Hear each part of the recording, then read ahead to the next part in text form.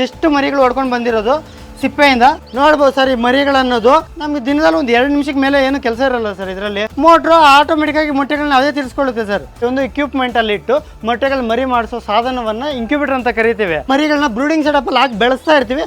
ಮರಿಗಳಾದ್ರೆ cute ಆಗಿರ್ತವೆ, active ಆಗಿರ್ತವೆ. ನೋಡಿ ನಾವು ಮಾಡಿದೀವಿ ಈ ಕಡೆ ಶೆಲ್ಟರ್ ಅನ್ನೋದು ಜಸ್ಟ್ ಸಿಂಪಲ್. ನೈಟ್ ಟೈಮ್ ಕುತ್ಕೊಳ್ಳಿಕ್ಕೆ ಐರನ್ ಕೇಸ್ ತರ ಮಾಡಿಬಿಟ್ಟಿದೀವಿ ಅಷ್ಟೇ ಸರ್. ಇದು ಬಂದು ನಾವು ಹಾಕಿರ್ತಕ್ಕಂಥದ್ದು ನೈಲಾನ್ ಮೆಶ್ ಅಂತ. ಇದು ಹಾಕಿ 3 ವರ್ಷ ಆಗಿದೆ. ಇದು ಇವಾಗವರೆಗೂ ಏನು ಡ್ಯಾಮೇಜಸ್ ಇಲ್ಲ.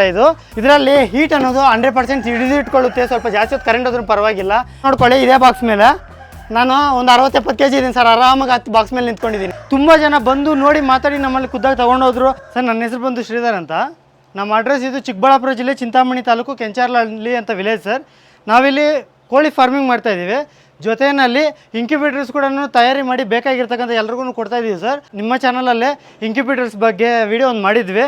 ನಾವೇನಾಯ್ತು ಅಂದರೆ ಅದರಲ್ಲಿ ಫುಲ್ಲು ಪ್ಲೇಸ್ಡಾಗಿ ನಾವು ಇನ್ಫಾರ್ಮೇಷನ್ ಕೊಡಲಿಕ್ಕಾಗಿಲ್ಲ, ಸ್ವಲ್ಪ ಕಮ್ಮಿಯಾಗಿ ಕೊಟ್ವಿ.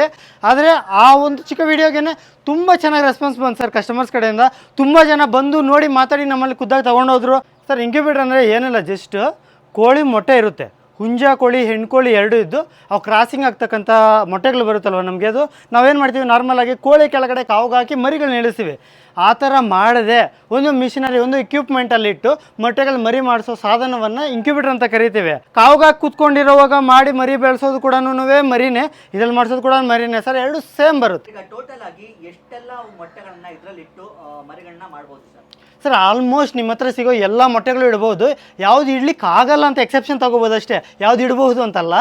ಈಗ ನಾವು ಅಂಗಡಿನಲ್ಲಿ ಬಿಳಿ ಮೊಟ್ಟೆ ಸಿಗುತ್ತೆ ಸರ್, ಅಂದರೆ ನಾವು ತಿನ್ನಲಿಕ್ಕೆ ಬಳಸ್ತಾರೆ ನೋಡಿ, ಅದು ಮರಿ ಆಗಲ್ಲ ಸರ್. ಮತ್ತು BV380 ಅಂತ ಒಂದು ತಳಿ ಬರುತ್ತೆ, ಇವೆರಡು ಆಗಲ್ಲ. ಜಸ್ಟ್ ಇದು ತಿನ್ನೋ ಪರ್ಪಸ್ಗೆ ಮಾಡ್ತಕ್ಕಂಥ ಮೊಟ್ಟೆಗಳು ಮಾತ್ರ ಸರ್, ಅದರಿಂದ ಮರಿ ಆಗಲ್ಲ.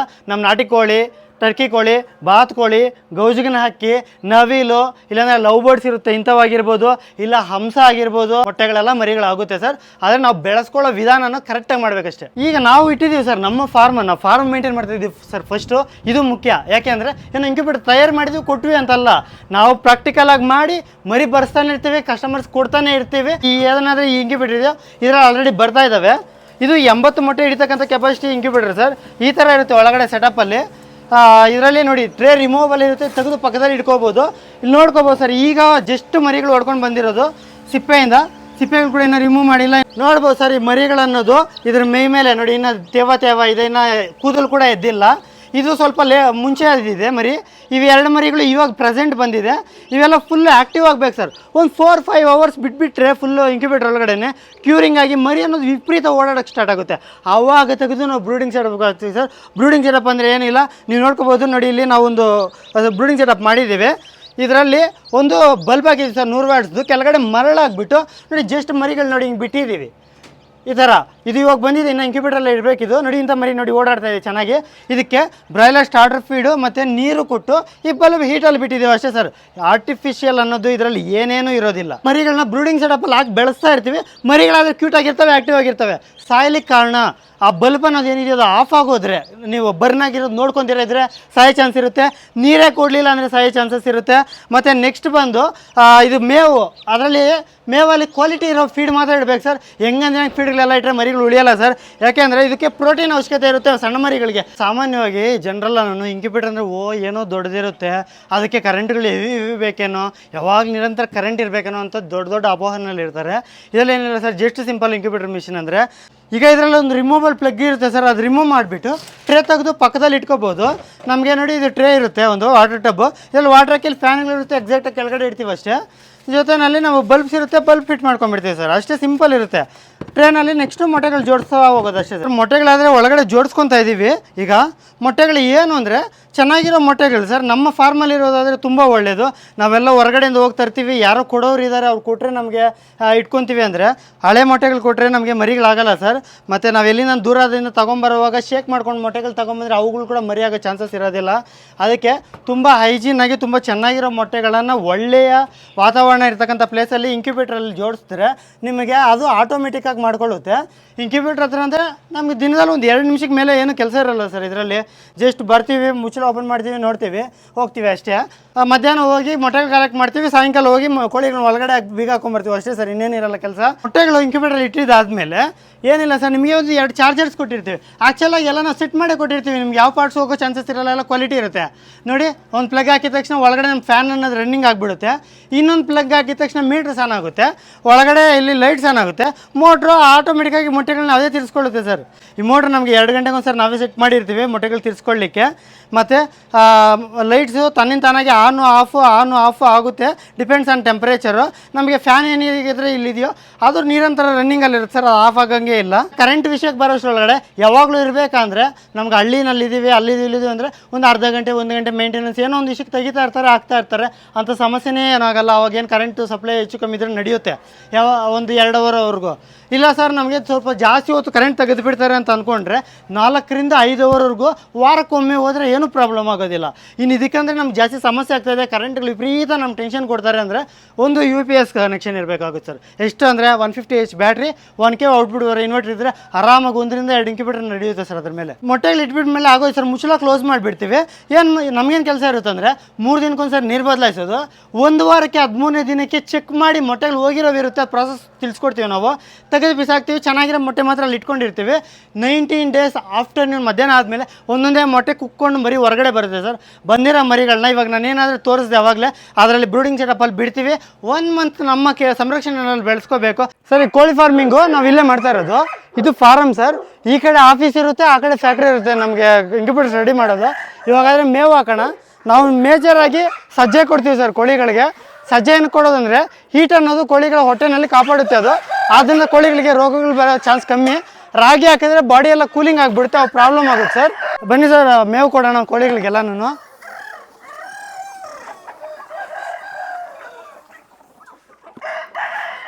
ಇಷ್ಟೇ ಸರ್, ಬೆಳಗ್ಗೆ ಒಂದ್ಸರಿ ಸಾಯಂಕಾಲ ಒಂದ್ಸರಿ ಸ್ವಲ್ಪ ಮೇವು ಅನ್ನೋದು ಕೋಳಿಗಳಿಗೆ ಕೊಟ್ಬಿಟ್ರೆ ಆಗೋಯ್ತು ಸರ್. ಈಗ ನಮಗೆ ಕೋಳಿ ಸಾಕಾಣಿಕೆಯಲ್ಲಿ ಬೇಕಾಗಿರೋದು ಮೇಯ್ನ್ ಏನಂದರೆ ಕೋಳಿಗಳು ನೈಟ್ ಟೈಮ್ ಕುತ್ಕೊಂಡವಾಗ ಬೇರೆ ಯಾವುದೇ ಬೆಕ್ಕಾಗಿರ್ಬೋದು, ಮುಂಗ್ಸಿ ನಾಯಿ ಅಂತ ಬಂದು ಹಿಡ್ಕೊಂಡು ಹೋಗೋಕ್ಕಾಗ್ದಿರ ಒಂದು ಶೆಲ್ಟ್ರ್ ಇರಬೇಕು. ಶೆಲ್ಟ್ರ್ ಅಂದರೆ ಏನು, ಏನು ಲಕ್ಷ ಇಟ್ಟು ಮಾಡಬೇಕಾ, ಏನೋ ಅವಶ್ಯಕತೆ ಇಲ್ಲ ನೋಡಿ. ನಾವು ಮಾಡಿದ್ದೀವಿ ಈ ಕಡೆ ಶೆಲ್ಟ್ರ್ ಅನ್ನೋದು ಜಸ್ಟ್ ಸಿಂಪಲ್ಲು. ನೈಟ್ ಟೈಮು ಕೋಳಿ ಕುತ್ಕೊಳ್ಳಿಕ್ಕೆ ಐರನ್ ಕೇಸ್ ಥರ ಮಾಡಿಬಿಟ್ಟಿದ್ದೀವಿ ಅಷ್ಟೇ ಸರ್. ಜಸ್ಟ್ ಪೈಪ್ ನಿಲ್ಸಿದ್ದೀವಿ, ಇದಕ್ಕೆ ಮೆಶ್ ಹಾಕ್ಕೊಂಡಿದ್ದೀವಿ, ಮೇಲೆಗಡೆ ಟಾರ್ಪಲ್ ಹೊಲ್ದಿದ್ದೀವಿ ಅಷ್ಟೇ. ಏನು ನಾಯಿ ಮುಂಗ್ಸಿ ಬಂತು ಅಟ್ಯಾಕ್ ಮಾಡಿ ಒಳಗಡೆ ಹೋಗ್ಲಿಕ್ಕೆ ಆಗಲ್ಲ. ಒಳಗಡೆ ಕೋಳಿಗಳು ಕುತ್ಕೊಳ್ಳೋ ಸೆಟಪ್ ಇದೆ. ಹಗಲಲ್ಲಿ ನಾವು ಕೋಳಿ ರೂಮಲ್ಲಿ ಹಾಕೋಂಗೆ ಅವಶ್ಯಕತೆನೇ ಇಲ್ಲ. ನೈಟ್ ಟೈಮ್ ಶೆಲ್ಟ್ರ್ ಇರಬೇಕು. ಇನ್ನೊಂದು ಮಳೆ ಬಿದ್ದವಾಗ ಶೆಲ್ಟ್ರ್ ಇರಬೇಕು. ಓವರ್ ಬಿಸಿಲು ಹೊಡೆದಾಗ ಕೂಡ ಶೆಲ್ಟ್ರ್ ಇರಬೇಕು ಸರ್. ಬಿಸಿಲು ಹೊಡೆದಾಗ ಯಾವ ಥರ ಅಂದರೆ ಇಲ್ಲಿ ನೋಡಿ ಮೇಲೆಗಡೆ ಮರ ಇದೆ, ಈ ಮರದ ಕೆಳಗಡೆ ಆರಾಮಾಗಿ ತಂಪಾಗಿರ್ತವೆ ಕೋಳಿಗಳು. ಬಿಸಿಲು ಜಾಸ್ತಿ ಆದವಾಗ ಮಳೆ ಬಿತ್ತು ಶೆಡ್ ಒಳಗಡೆ ಹೋಗ್ತವೆ, ನೈಟ್ ಆದರೆ ಶೆಡ್ ಒಳಗಡೆ ಹೋಗ್ತವೆ. ಇಷ್ಟೇ ಸರ್ ಸಿಂಪಲ್ಲು. ಇದಕ್ಕೆ ಅವಾಯ್ಡ್ ಮಾಡಿಕೊಂಡ್ರೆ ನಾವು ಕೋಳಿಗಳಿಗೆ ರೋಗಗಳು ಬರೋದಿಲ್ಲ.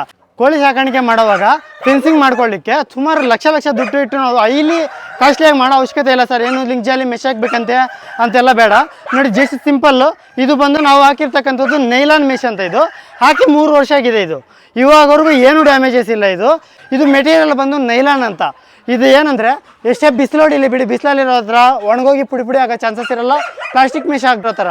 ಮತ್ತು ನಮಗೆ ಇದು ಮಣ್ಣಲ್ಲಿ ಕೆಳಗಡೆ ನೋಡ್ಕೋಬೋದು, ಅಡಿಭಾಗದಲ್ಲಿ ಮಣ್ಣಲ್ಲಿ ಊತಿದ್ದೀವಿ. ಇಲ್ಲೊಂದು ಅರ್ಧ ಅಡಿ ಮಣ್ಣಿಗೆ ಗುಣಿ ಮಾಡಿ ಇಲ್ಲಿ ಊತಿದ್ದೀವಿ. ಇಲ್ಲೇನ ಕೊಳೆಯುತ್ತಾ ಅಂದರೆ ಕೊಳ್ತೋಗೋ ಚಾನ್ಸ್ ಇರಲ್ಲ. ಎಷ್ಟೇ ಮಳೆ ಬೀಳಲಿ, ಎಷ್ಟೇ ಬಿಸಿಲು ಹೊಡೀಲಿ, ಇಲ್ಲ ಇಲ್ಲಿ ಕಾಲುವೆ ಮಾಡಿ ನೀರು ಹರಿಸಿದ್ರೂ ಮೆಶು ಕೊಳ್ತೋಗಲ್ಲ. ಅಂಥ ಒರಿಜಿನಲ್ ಸ್ಟ್ಯಾಂಡರ್ಡ್ ಕ್ವಾಲಿಟಿ ಇರ್ತಕ್ಕಂಥ ಮೆಶ್ ನಾವು ಪ್ರೊವೈಡ್ ಮಾಡ್ತಾ ಇದ್ದೀವಿ ಸರ್. ಇದು ಬಂದುಬಿಟ್ಟು ನೈಲಾನ್ ಮೆಟೀರಿಯಲ್ ಬರುತ್ತೆ. 10 ಅಡಿ ಹೈಟು 165 ಅಡಿ ಉದ್ದ ಬರೋ ಬಂಡಲ್ಸು ಬೇಕಾದ್ರೆ ಕಸ್ಟಮರ್ಸ್ಗೆಲ್ಲ ತಲುಪ್ತಾ ಇದ್ದೀವಿ. ಇವಾಗವರೆಗೂ 1000 ಚಿಲ್ಲರೆವರೆಗೂ ಸೇಲ್ ಮಾಡಿದ್ದೀವಿ. ನಮ್ಮ ಫಾರ್ಮು ಆ ಕಡೆ ಆಫೀಸು, ಇದು ಫ್ಯಾಕ್ಟ್ರಿ ಸರ್. ಫ್ಯಾಕ್ಟ್ರಿನಲ್ಲಿ ನಾವು ಮ್ಯಾನುಫ್ಯಾಕ್ಚರಿಂಗ್ ಯಾವ ಥರ ಮಾಡ್ತಾ ಇದ್ದೀವಿ ಅಂದರೆ ನೋಡ್ಬೋದು, ಇವೆಲ್ಲನೂ ಆಲ್ಮೋಸ್ಟ್ ರೆಡಿ ಆಗಿದ್ದಾವೆ ಬಾಕ್ಸಸ್ಸು. ಇವೆಲ್ಲ ಇನ್ನು ರೆಡಿ ಮಾಡಿ ಪ್ಯಾಕ್ ಮಾಡಿ ಕಸ್ಟಮರ್ಸ್ಗೆ ಬೇಕಾದ್ರೆ ಕೊರಿಯರ್ ಕೊಡೋದು, ಇಲ್ಲ ಇಲ್ಲಿ ಬಂದವ್ರಿಗೆ ಎಕ್ಸ್ಪ್ಲೇನ್ ಮಾಡಿಕೊಡೋದಕ್ಕೆ ಆಲ್ಮೋಸ್ಟ್ ರೆಡಿ ಆಗಿದ್ದಾವೆ. ಸಣ್ಣ ಪುಟ್ಟ ಕೆಲಸ ಇದೆ ಅಷ್ಟೇ ಇದರಲ್ಲಿ. ಇವೆಲ್ಲ ಇನ್ನು ಆಫೀಸ್ಗೆ ಹೋಗುತ್ತೆ. ಇವು ಫ್ರೇಮ್ಸ್ ಕೂಡ ನೋಡ್ಕೋಬೋದು ಸರ್, ಇಲ್ಲೆಲ್ಲ ಇದ್ದಾವೆ. ಆದರೆ ಏನಾದರೂ ಈ ಫ್ರೇಮ್ಸ್ ಕೊಡ್ತಾ ಇದ್ದೀವೋ ಇವೆಲ್ಲ ಟೀಕುಡ್ ಸರ್. ಟೀಕುಡ್ ಆಗಿರೋದ್ರಿಂದ ನಮಗೇನು ಗೊತ್ತಾ, ಲೈಫು ತುಂಬ ಜಾಸ್ತಿ ಬರುತ್ತೆ. ಕುಟ್ಟಿಡಿಯೋಲ್ಲ, ಬೆಂಡ್ ಆಗೋದಿಲ್ಲ, ಬೂಜ್ ಹಿಡಿಯೋದಿಲ್ಲ, ಆ ಅಡ್ವಾಂಟೇಜ್ ಇರುತ್ತೆ. ನೋಡ್ಬೋದು ಇದು ನೋಡಿದ್ರೆ ಇದು ಟೀಕುಡ್ಗೆ ಮಾತ್ರನೇ ಸರ್ ಈ ಥರ ಬರೋದು ಸರ್. ಈ ಡಿಸೈನ್ಸ್ ಅನ್ನೋದು ಪ್ರತಿ ವುಡ್ ಮೇಲೆ ನೋಡಿ ನಮಗೆ ಡಿಸೈನ್ಸ್ ಇರುತ್ತೆ. ಇದು ಟೀಕುಡ್ ಬಳಸಿರೋದು ಹೈಲಿ ಕ್ವಾಲಿಟಿ ಇರುತ್ತೆ ಸರ್. ನಮಗೆ ಇದು ನಮಗೆ ಫ್ರೇಮ್ಗಾಗಿರ್ಬೋದು ಪ್ರತಿಯೊಂದಕ್ಕೂ ಅದೇ ಒರಿಜಿನಲ್ ಕ್ವಾಲಿಟಿದಿರುತ್ತೆ. ಮತ್ತು ಇದು ಬೂಜ್ ಹಿಡಿಯಲ್ಲಲ್ವಾ, ಮರಿಗಳಿಗೆ ವೈರಸ್ ಫಾರ್ಮೇಷನ್ ಆಗೋ ಚಾನ್ಸಸ್ ಇರೋದಿಲ್ಲ. ನಾವೇನಾದರೂ ಬೇವಿಂದು ಬೇರೆ ಬೇರೆ ಥರದ್ದೆಲ್ಲ ಯೂಸ್ ಮಾಡಿದ್ರೆ ಸ್ವಲ್ಪ ದಿನಕ್ಕೆ ಒಳಗಡೆ ವಾಟರ್ ಇಟ್ಟಿರ್ತೀವಲ್ವ ಇಂಕ್ಯುಬೇಟ್ರಲ್ಲಿ, ಅದರಿಂದ ಬೆಂಡಾಗಿ ಬಿಡೋದು, ಟ್ರೇ ಸರಿಯಾಗಿ ಆಕ್ಷನ್ ತೊಗೊಂಡಿರೋದು, ಇಂಥ ಪ್ರಾಬ್ಲಮ್ಸ್ ಎಲ್ಲ ಬರುತ್ತೆ. ಅದಕ್ಕಾಗಿ ಇದೆಲ್ಲ ನಾವೇ ತರಿಸಿ ನೀಟಾಗಿ ಫ್ರೇಮ್ಸ್ ಎಲ್ಲ ನಾವೇ ಮಾಡಿ ಇಂಕ್ಯುಬೇಟರ್ಸ್ ಕೂಡ ತಯಾರಿ ಮಾಡಿ ಕೊಡ್ತಾ ಇದ್ದೀವಿ ಸರ್. ಮಾರ್ಕೆಟಲ್ಲಿ ನಮಗೆ ಡಿಫ್ರೆಂಟ್ ಆಗಿರ್ತಕ್ಕಂಥ ಇಂಕ್ಯುಬೇಟರ್ಸ್ ಎಲ್ಲ ಸಿಗುತ್ತೆ. ಒಂದು ಪ್ಲೈವುಡ್ಡಿಂದ ಮಾಡೋರು ಇದ್ದಾರೆ, ಕೆಲವರು ಫೈಬರ್ ಮೆಟೀರಿಯಲ್ ಮಾಡೋರು ಇದ್ದಾರೆ, ಕೆಲವರು ಐರನ್ ಶೀಟ್ಸಿಂದ ಮಾಡೋರು ಇದ್ದಾರೆ. ಯಾಕೆ ನಾವು ಥರ್ಮೋಕೋಲ್ ಪ್ರಿಫರ್ ಮಾಡ್ತೀವಿ, ಥರ್ಮೋಕೋಲ್ ಮಾಡೋರು ಕೂಡ ಇದ್ದಾರೆ ಸರ್. ನಾವು ಯಾಕೆ ಇದು ಪ್ರಿಫರ್ ಮಾಡ್ತಾ ಇದೀವಿ ಅಂದರೆ, ಒಂದು ಲೆಸ್ ಕಾಸ್ಟ್ ಸರ್, ಕಮ್ಮಿ ಕಾಸ್ಟಲ್ಲಿ ನಮಗೆ ಆಗೋಗುತ್ತೆ. ಎರಡನೇದು ಬಂದುಬಿಟ್ಟು ನಮಗೆ ಕರೆಂಟ್ ಹೋಯ್ತು ಅಂದ್ಕೊಂಡು, ನಾನು ಅವಾಗಲೇ ಹೇಳಿದೆ ಅಲ್ವಾ, ಒಂದು ಅರ್ಧ ಗಂಟೆ 1 ಗಂಟೆ ಎಷ್ಟೇ ಸಾರಿ ಹೋಗಿ ಬಂದರೂ ಪ್ರಾಬ್ಲಮ್ ಇಲ್ಲ. ದಿನಕ್ಕೊಂದು 3 ರಿಂದ 4 ಗಂಟೆ ಹೋದ್ರೂ ಪರವಾಗಿಲ್ಲ, ವಾರಕ್ಕೊಂದೊಂದು ಸಾರಿ ಅಂತ ಹೇಳಿದೆ ಅಲ್ವಾ. ಯಾಕೆ ಅಂದರೆ ಇದೇ ಕಾರಣ. ಇದು ಬಂದುಬಿಟ್ಟು ಹೈಲಿ ಮೌಲ್ಡೆಡ್ ಥರ್ಮೋಕೋಲ್ ಬಾಕ್ಸಸ್ ಆಗಿರುತ್ತೆ ಸರ್. ಇದನ್ನು ನಾವು ಯೂಸ್ ಮಾಡ್ತಾ ಇದ್ದೀವಿ ಏನಕ್ಕೆ, ಇಂಕ್ಯುಬೇಟರ್ ಪರ್ಪಸ್ಗೆ. ಇದರಲ್ಲಿ ಹೀಟ್ ಅನ್ನೋದು 100% ಹಿಡಿದಿಟ್ಕೊಳ್ಳುತ್ತೆ, ಸ್ವಲ್ಪ ಜಾಸ್ತಿ ಹೊತ್ತು ಕರೆಂಟ್ ಹೋದ್ರೂ ಪರವಾಗಿಲ್ಲ. ಮತ್ತು ಎರಡನೇದು ಬಂದುಬಿಟ್ಟು ಈಸಿ ಕಾಂಪ್ಯಾಕ್ಟ್ ಇರುತ್ತೆ, ಕಮ್ಮಿ ಕಾಸ್ಟಲ್ಲಿ ಬರುತ್ತೆ. ಇದು ನೋಡಿ, ನಾವು ಥರ್ಮೋಕೋಲ್ ಅಲ್ವಾ, ಜಾಸ್ತಿ ಜನಕ್ಕೆ ಏನಂದರೆ ಒಂದು ಡೌಟ್ ಇರುತ್ತೆ, ಇಂಕ್ಯುಬೇಟರ್ಗೆ ನೀವು ಥರ್ಮೋಕೋಲ್ ಯೂಸ್ ಮಾಡ್ತಾ ಇದ್ದೀರಾ, ಟ್ರಾನ್ಸ್ಪೋರ್ಟೇಷನಲ್ಲಿ ಹೊಡೆದ್ರೆ ಇಲ್ಲ ಬಲ್ಬ್ ಹೀಟ್ ಹತ್ತಿಬಿಟ್ಟು ಕರ್ಗೋಗಿ ಇದಾಗ್ಬಿಟ್ರೆ ಹೆಂಗೆ ಅಂತ. ಅಸಲ ನಾವು ಇದರಲ್ಲಿ ಇಂಕ್ಯುಬೇಟರ್ ಅಂದರೆ ಸೆನ್ಸಾರ್ಸ್ ಯೂಸ್ ಮಾಡೋದು ಸರ್. ಅಂದರೆ ಟೆಂಪ್ರೇಚರ್ನ ಮೇಂಟೈನ್ ಮಾಡ್ತೀವಿ, ಜಾಸ್ತಿ ಹೋಗ್ಲಿಕ್ಕೆ ಬಿಡಲ್ಲ. ಜಾಸ್ತಿ ಹೋಗಿ ಬಿಡಿದ್ರೆ ಮೊಟ್ಟೆಗಳೇ ಬಾಯ್ಲ್ ಆಗುತ್ತಲ್ವ ಸರ್, ಆ ಥರ ಇದರಲ್ಲಿ ಮೇಂಟೈನ್ ಆಗೋದು. ಟೆಂಪ್ರೇಚರ್ ಸೆನ್ಸಾರ್ಸ್ ಇರುತ್ತೆ, ಸೆನ್ಸಾರ್ ಟೈಮ್ ಕರೆಕ್ಟಾಗಿ ಲೈಟ್ಸ್ ಆಫ್ ಮಾಡ್ಕೊಳ್ಳುತ್ತೆ, ಆನ್ ಮಾಡ್ತಾ ಇರುತ್ತೆ. ಈ ಥರ ಫುಲ್ಲಿ ಆಟೋಮೆಟಿಕ್ ಇರೋದ್ರಿಂದ ಇದರ ಕ್ವಾಲಿಟಿ ಗೇಜು ನಾನು ತೋರಿಸ್ಕೊಡ್ತೀನಿ ನಿಮಗೆ ಯಾವ ಥರ ಇದೆ ಏನು ಅಂತ. ಇದು ನೋಡ್ಬೋದು, ಇದು ಥರ್ಮೋಕೋಲ್ ಬಾಡಿ ಅಲ್ವಾ, ಎಲ್ರಿಗೂ ಬರೋ ಡೌಟಾ ನೋಡಿ. ಇದು ಬಂದು ಒಂದು ಫೈಬರ್ ಬಾಕ್ಸ್ ಥರ ಸರ್, ಫೈಬರ್ ಬಾಕ್ಸ್ ಥರ. ಇವಾಗ ಇದು ಕೊಡಿದ್ದೀನಲ್ಲ, ಈ ಕಡೆ ನೋಡ್ಬೋದು, ಇದು ಐರನ್ ಪೋಲ್ ಅಲ್ವಾ ಸರ್, ನೋಡ್ಬೋದು ಹೊಡೆದೋಗಲ್ಲ ಸರ್. ಇದು ಫೈಬರ್ಗಂದರೆ ಸ್ಟ್ರೆಂತ್ ಜಾಸ್ತಿ ಆಯಿತಾ. ಇವಾಗ ನೋಡ್ಕೊಳ್ಳಿ, ಇದೇ ಬಾಕ್ಸ್ ಮೇಲೆ ನಾನು ಒಂದು 60-70 kg ಇದ್ದೀನಿ ಸರ್, ಆರಾಮಾಗಿ 10 ಬಾಕ್ಸ್ ಮೇಲೆ ನಿಂತ್ಕೊಂಡಿದ್ದೀನಿ.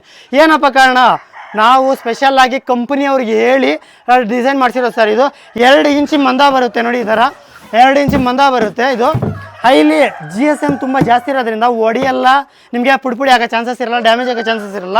ಈ ಬಾಕ್ಸಸ್ಸು ಯಾವಾಗಾದರೆ ಡ್ಯಾಮೇಜ್ ಆಗುತ್ತೆ ಅಂದರೆ, ಒಂದು ವಿಷಯ, ನಾವು ಕೋಳಿಗಳಿರೋ ಹತ್ರ ಇಟ್ಬಿಟ್ರೆ ಕೋಳಿಗಳು ಏನು ಮಾಡುತ್ತೆ ಅಂದರೆ, ಇದನ್ನು ಥರ್ಮೋಕೋಲ್ನ ಕುಕ್ಕಿ ಹೋಲ್ ಮಾಡುತ್ತೆ, ತಿಂದುಬಿಡುತ್ತೆ. ಇನ್ನೊಂದು ಎರಡನೇದು ಬಂದು ಇಲಿಗಳಿರೋ ಹತ್ರ ಅವಾದರೆ ರಂಧ್ರ ಮಾಡ್ಕೊಂಡು ಹೋಗುತ್ತೆ.